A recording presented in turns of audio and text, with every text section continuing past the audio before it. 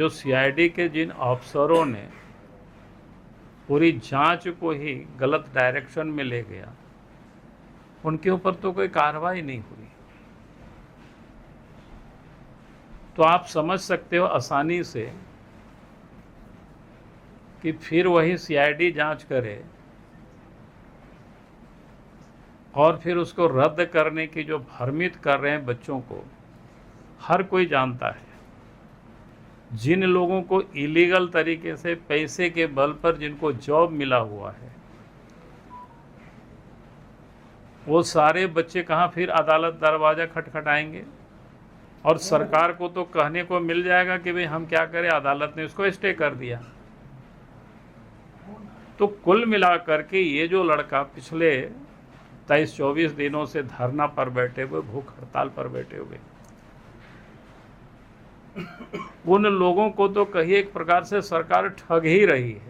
झारखंड में चल रहे छात्रों के आंदोलन को लेकर जिस तरह से कल कैबिनेट की बैठक में फैसले लिए गए, अब उस फैसले पर सवाल उठा रहे हैं बीजेपी के पूर्व प्रदेश अध्यक्ष और नेता प्रतिपक्ष बाबूलाल मरांडी। वो सीधे तौर पर कह रहे हैं कि सरकार फिर से एक बार छात्रों को ठगने की कोशिश कर रही है। कैबिनेट में बैठकर रणनीति बना रहे थे कि झारखंड के छात्रों के साथ कैसे वो इस मामले को डील करें। ऐसे में जिस तरह से उन्होंने परीक्षा रद्द करने की बात की, जेएसएससी सीजीएल की नियुक्तियां रद्द करने की बात की, ये कहीं से भी सही नहीं है, बल्कि सरकार को ठोस निर्णय लेने चाहिए, क्योंकि सरकार दोनों हाथ में लड्डू चाहती है। इधर परीक्षा रद्द भी कर दिया, नियोजन रद्द भी कर दिए, लेकिन वहीं दूसरी तरफ कोर्ट छात्र जो हैं जिनकी नौकरियां जाएगी वो न्यायालय जाएंगे। न्यायालय में सरकार जो इनके सीआईडी हैं या फिर सरकार जो अपना पक्ष रखेगी, ऐसे में फिर से उनकी नौकरी बहाल हो सकती है। तो सरकार सिर्फ युवाओं की आंखों में धूल झोंकना चाहती है, बल्कि जो मोटी रकम वसूले गए नौकरियां देने में, बेचने में, वो उस पर कार्रवाई तभी हो सकती है जब सरकार सीबीआई जांच की अनुशंसा करे। तो पूरे सिस्टम से एक तरह से कहें तभी ठीक किए जा सकते हैं पूरे सिस्टम को, जब सीबीआई जांच की अनुशंसा किए जाए, लेकिन ऐसा नहीं होगा। लेकिन छात्रों को अभी अपने बातों को सरकार तक पहुंचाने और उसे मनाने के लिए और संघर्ष करने की ज़रूरत है। बाबूलाल मरांडी ने सीधे तौर पर कहा कि छात्र दिग्भ्रमित न हो, सरकार के झांसे में न आए। सरकार जो एक जाल बुन रही है कि युवाओं को दिग्भ्रमित कर, जिस तरह से राज्य की जनता को वो हमेशा दिग्भ्रमित करते रहे, वो फिर से एक बार छात्रों के साथ भी वही खेल खेलना चाहते हैं। तो आइए सुनाते हैं आपको बाबूलाल मरांडी क्या कह रहे हैं। कि आप सब लोग कल से अभी तक की जो जानकारी मिली है छात्र आंदोलन को लेकर के, सरकार ने अपना पीठ थपथपा रही है। सरकार ये कह रही है कि भाई हम एग्ज़ाम को रद्द करेंगे,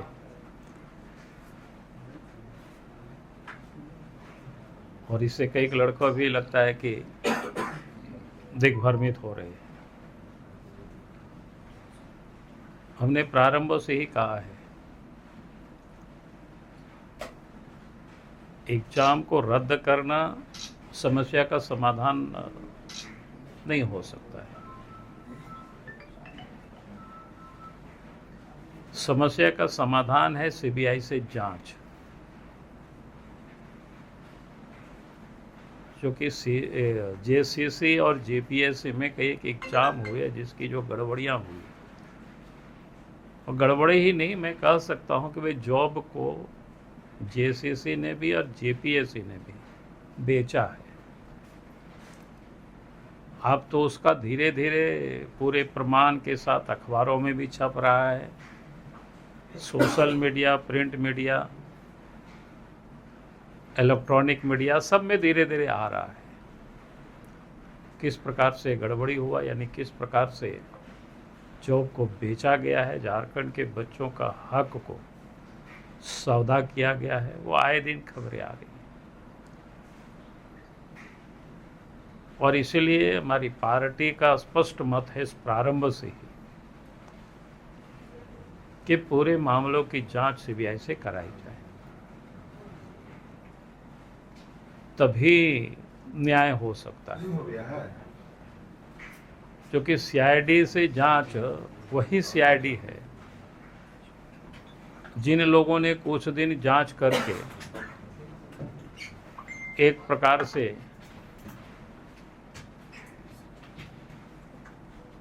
कहीं कोई गड़बड़ी नहीं हुई, कहीं कोई बिक्री नहीं हुआ जॉब की, इस आशय की जांच करके सीआईडी ने हाई कोर्ट तक को भ्रमित किया हुआ है। और उसके बारे में तो कोई कार्रवाई नहीं हुई। जो सीआईडी के जिन अफसरों ने पूरी जांच को ही गलत डायरेक्शन में ले गया, उनके ऊपर तो कोई कार्रवाई नहीं हुई। तो आप समझ सकते हो आसानी से कि फिर वही सीआईडी जांच करे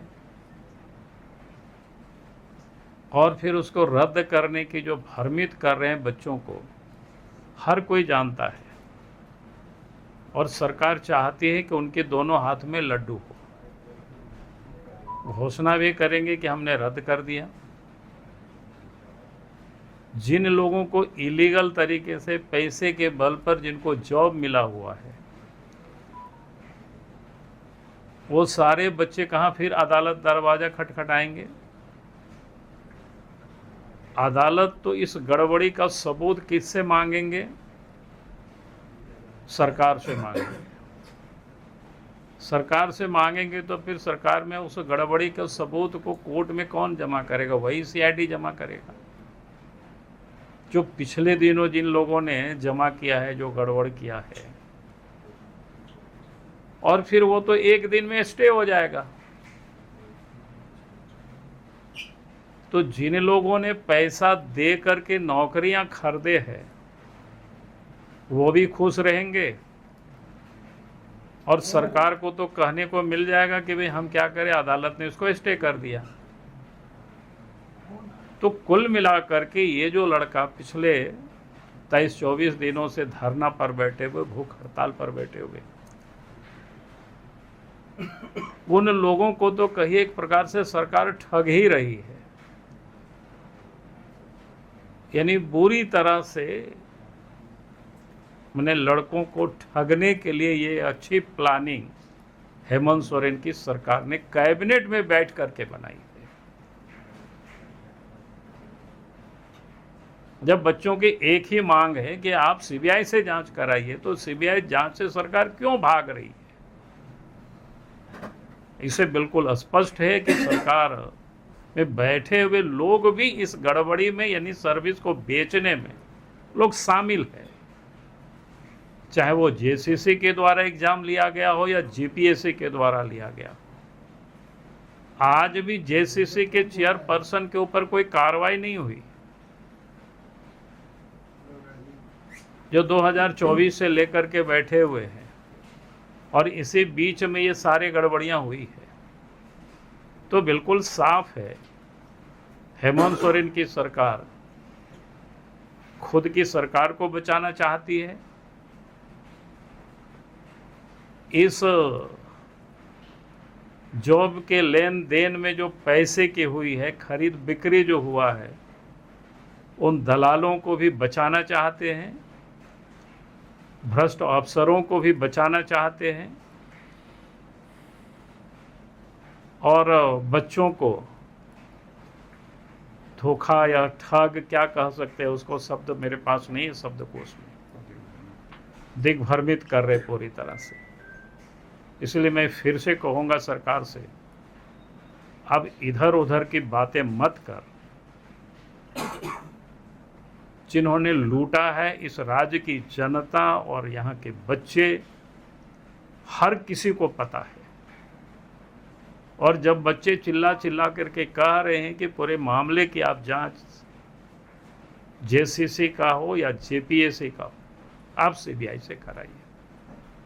मुझे लगता है कि उससे कम में बच्चों को कोई न्याय नहीं मिलेगा। तो आपने सुना किस तरह से बाबूलाल मरांडी ने छात्रों के ये जो सरकार ने फैसले ली उसको लेकर के किस तरह से सरकार पर निशाना साधा और सीधे तौर पर कहा कि सरकार अपने दोनों हाथ में जिस तरह से लड्डू चाहता है वो नहीं होगा।